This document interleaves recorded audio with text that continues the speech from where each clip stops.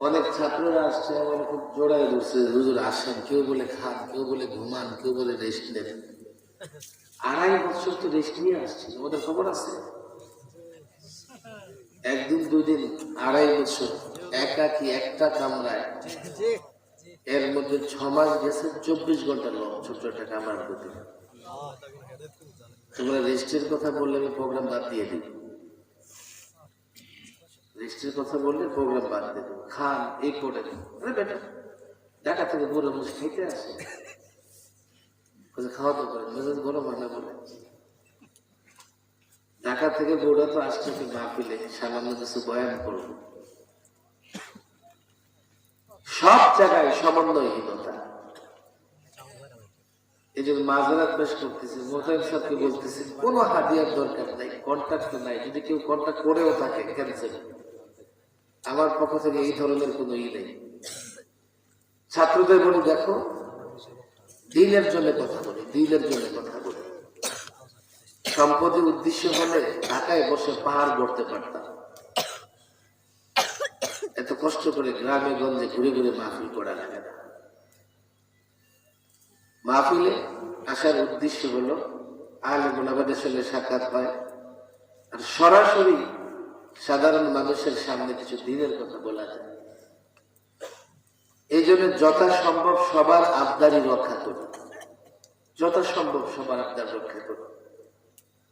কতগুলো সমস্যা হচ্ছে দেখেন, কুমিল্লাতে কোর্ট বাড়ি, মাগরিবের পরে বয়ান।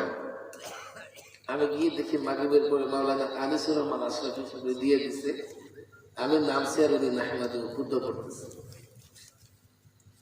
অথচ ওদের সাথে কিন্তু যোগাযোগ আছে। আমি এসে রাস্তায় বসে আছি, কিন্তু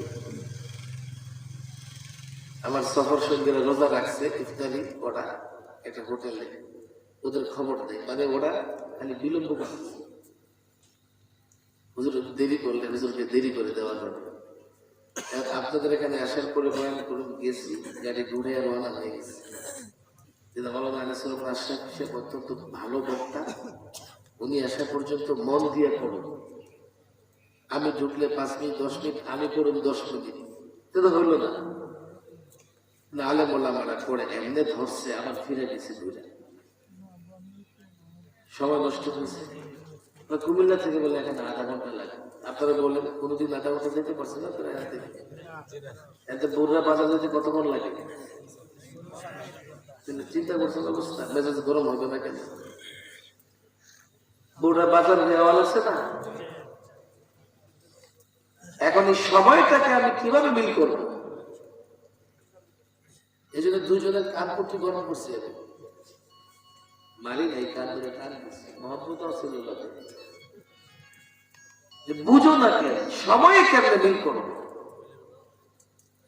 আমি ছাত্রদের বারবার বলি, দেখো যদি ইন্তজাম না বুঝো, শৃঙ্খলা না বুঝো, নিয়ম না বুঝো, আর গতানুগতিক চলতে থাকো, বাতিল যেখানে, বাতিল সংগঠিত, বাতিল তারা নিয়ম নীতির উপরে পরিচালিত, শুধু আবেগ নয়। বাতিলের মোকাবেলা করতে গেলে ইন্তজাম বুঝতে হবে, সংগঠন বুঝতে হবে, বাস্তবতা বুঝতে হবে, না হলে বাতিলের মোকাবেলা করতে পারবে না। আমি সব ছাত্রদের দেখছি যে আমার গাড়ির আশেপাশে ঘোরাফেরা করতেছে। নিজাম বুঝো, ইন্তজাম বুঝো, ক্ষুদ্র জায়গা থেকে এটা প্র্যাকটিস করো। কে বলবো এটা তো সামান্য ব্যাপার, যে ছোট্ট জায়গায় শৃঙ্খলা বুঝে না, তাকে যদি বড় জায়গায় বসানো হয় ধ্বংস করে ফেলবে। শৃঙ্খলা নিয়ম ছোট্ট জায়গা থেকে শেখা লাগে, তাহলে বড় জায়গায় গিয়ে শৃঙ্খলা ইত্যাদি এগুলো মেনটেন করা যায়। তোমাদের কাছে খাবার দাবার, রেস্ট, এটা তোমাদের কাছে মনে হতে পারে অনেক বিষয়, না না না, মাহফিলে উপস্থিতি এটা মূল বিষয়। এবং অন্য জায়গায় যেখানে ওয়াদা দেওয়া আছে সেখানে যাওয়া এটাই মূল বিষয়। এখন তোমাদের যদি কথাবার্তা 1.5 ঘন্টার রাস্তা যদি বলো 1/2 ঘন্টা, তা আমি 1 ঘন্টা কোথেকে নিয়ে আসবো? সময় তো চলতেছে। যাই হোক, আমি জানি না এই মাদ্রাসা কেমন চলতেছে। মোতায়েন সাহেব আছেন না, আপনি নারাজ হবেন না, আমি হুজুরকে রাইখে দিছি এই জন্য। আমি 10 হুজুর বয়ান করছে 10 মিনিট, এবং আমি করব 10 মিনিট, মাহফিল ক্ষতিগ্রস্ত হবে। আমি ঢাকা থেকে আসছি বলে খুব বড় মৌলবী হয়ে গেছে এমন না। বড়রা মাদ্রাসার মুহাদ্দিস সাহেব, উনিও কম বড় না। আপনাদের একটা সমস্যা আছে, ঢাকা থেকে ভাইরাল বক্তা, টেলিভিশনে দেখছেন এমন বক্তা, ফেসবুকের জানালা দিয়ে দেখছেন এমন বক্তা, বাস দৌড়ে আছেন। আর নিজের বাড়ির পাশে বড় আলেম আছে, আপনাদের নজরে লাগে না। যার জন্য মাহফিল ওলারা মাহফিল আয়োজন করতে কি হয়, এদের কষ্ট হয়। আমি এটা প্রায় বলতেছি, দাদি আলেম দেখে ওয়াজ শুনতে যাবে, ভাইরাল দেখে না। আজকাল ভাইরাল হইতে 2 মিনিটও লাগে না। ফেসবুকে একটা ভালো কোন কন্টেন্ট তৈরি করে দিয়ে দেন, সকালবেলা বিকেল হতে হতে পুরো পৃথিবীতে আপনি ভাইরাল। আল্লামা মুফতি আমিনী বলতেন, তখনও ফেসবুকের জয় জয়কার অবস্থা ছিল না, যে বক্তা হইতে চাও একটা বক্তৃতা যথেষ্ট, একটা বক্তৃতা ভালো হলে বক্তা হয়ে যায়। নেতা হতে চাও একটা কর্মসূচি যথেষ্ট, একটা কর্মসূচি যদি পালন করতে পারো গোটা বাংলাদেশে নেতার পরিচয় পাওয়া যাবে। আলেম হতে চাও তো প্রতিদিন কমপক্ষে 50 পৃষ্ঠা মোতালা করা লাগবে। অথচ একটা বক্তা সারা বছর 50 পৃষ্ঠা কিতাব মোতালা করে না। আলেম আর বক্তা, আলেম আর ভাইরাল, আকাশ এবং জমিন ডিফারেন্স। আলেমদের কাছ থেকে ওয়াজ শুনবেন, আলেমদের কাছ থেকে দিন দেবেন, তাহলে দেখা যাবে সঠিক সঠিক জায়গায় পৌঁছতে পারবেন। ওই যে এক লামাজহাবি মৌলবী সবে বরাত নিয়ে কালকে ফতোয়া দিতে দিতে কি বলতেছে জানেন? সবে বরাতে মসজিদে গিয়ে ভিড় জমানোর চাইতে পতিতালয়ে যাওয়া ভালো। কতটা মূর্খ! আরে বেশ্যাখানা, পতিতাখানা সবচেয়ে নিকৃষ্ট কাজ হয়। এটা আবার অন্য কাজ থেকে ভালো কেমনে হয়? অন্য হারাম কাজের চাইতেও এটা নিকৃষ্ট। মাদারিস কওমিয়ার আলেমদের কাছ থেকে ইসলাম শিখবে, মাদারিস কওমিয়ার আলেমদের কাছ থেকে ইসলাম শিখবে। জেন্টলম্যান মার্কা মৌলবী, হ্যাঁ আমাদের মধ্যেও আমরাও মাঝে মাঝে টেলিভিশনে যাই, ভাইরাল হই। গত পরশুদিন এক জায়গায় প্রোগ্রামে গেছি, এক বিশাল বড় নেতা একটা এইভাবে।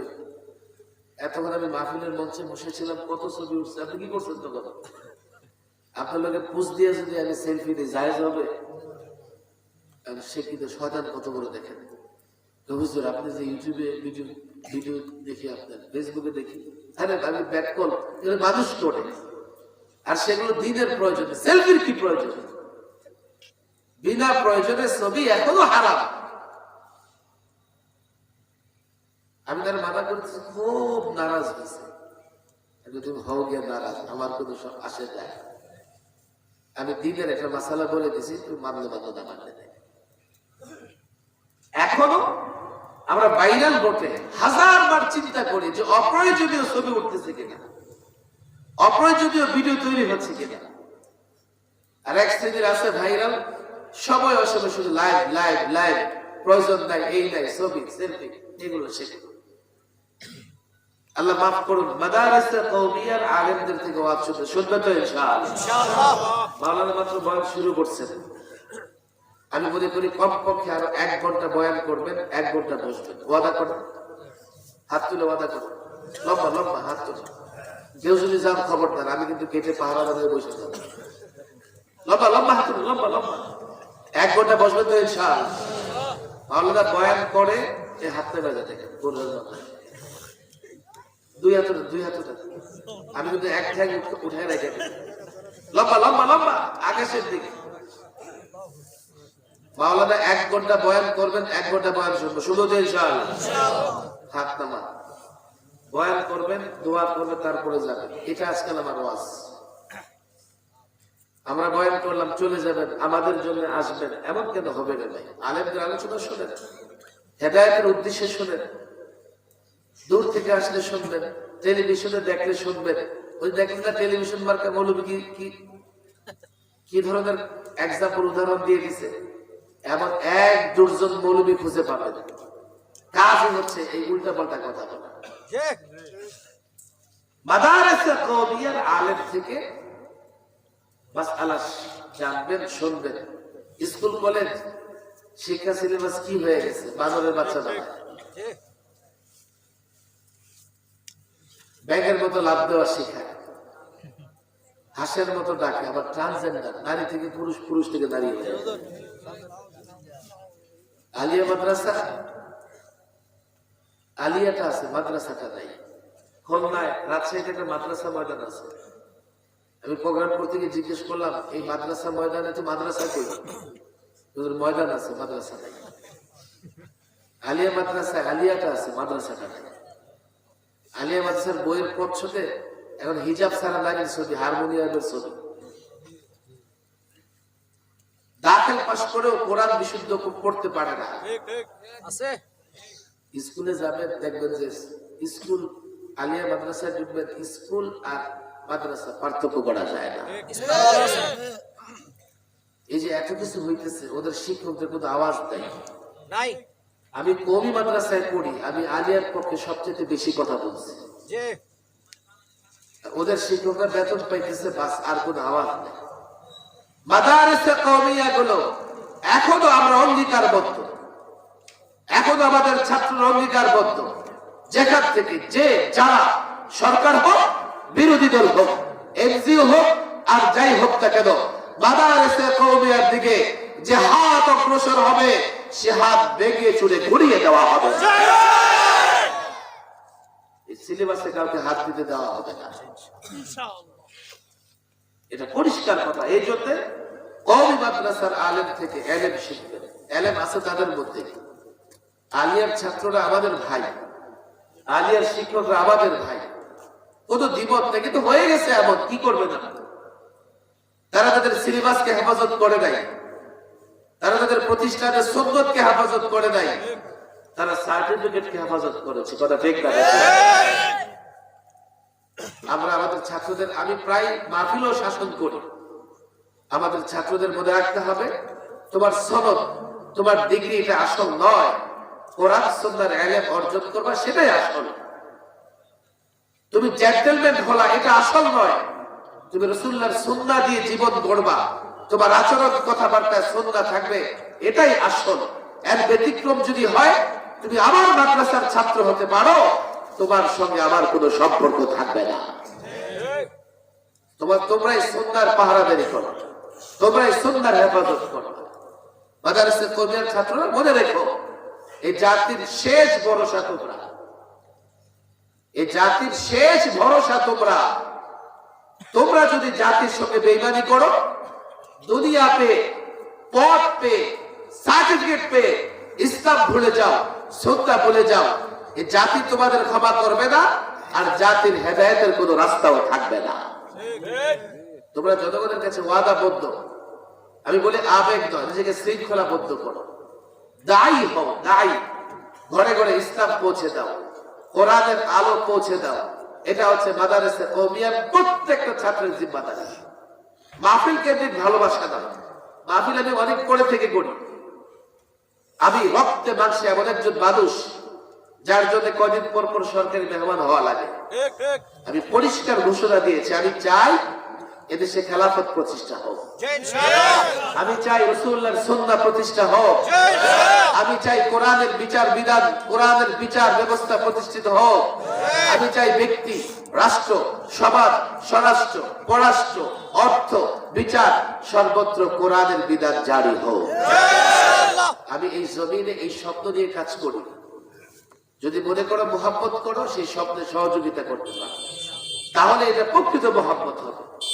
এর বাইরে শুধুমাত্র সালাম কালামের মধ্যে মোহাব্বত যদি সীমাবদ্ধ থাকে, এটা প্রকৃত মোহাব্বত হতে পারে না।